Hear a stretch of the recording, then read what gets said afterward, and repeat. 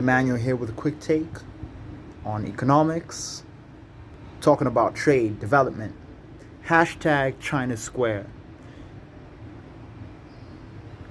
What's going on? What are the political economy questions? What does that even mean, political economy? Look, if we can see, one of the characteristics of, say, the policy arena in trade, right, is that trade policy advocates, trade policy, you could call it the lobby, and it's not a bad thing.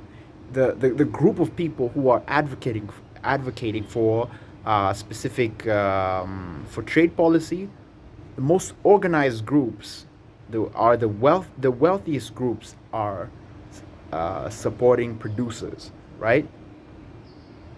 This is part of the nature of trade policy, and it's very common in different places in the world.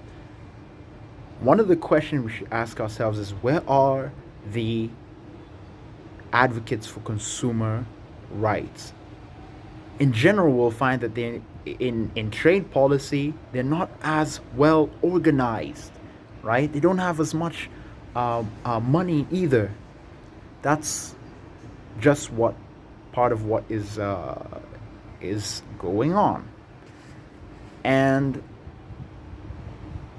when we see specific trade policy outcomes, that's one of the questions we can ask ourselves as we interrogate and asking ourselves, what are the causes and effects, right?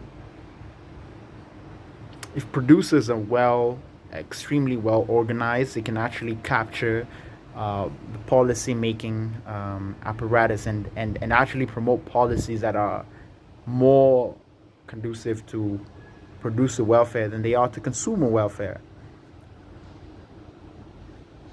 So for those of us on the consumer rights side, we might say, okay, perhaps we should be better organized, right?